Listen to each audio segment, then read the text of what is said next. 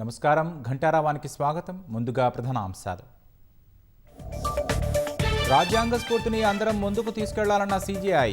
ప్రాథమిక హక్కుల కల్పనలో అంబేద్కర్ తనదైన ముద్ర వేశారని వ్యాఖ్య.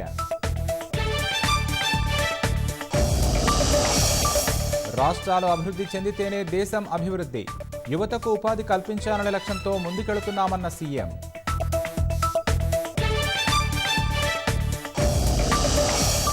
సీతారామ ప్రాజెక్టు నుంచి ఎన్ఎస్పీ కాలువకు నీరు విడుదల. సాగర్ ఆయకట్టకు నీటి విడుదలలో జాప్యంతో నిర్ణయం.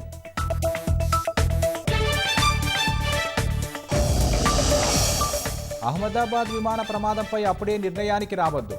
తుది నివేదిక వచ్చే వరకు వేచి చూడాలన్న రామ్మోహన్ నాయుడు.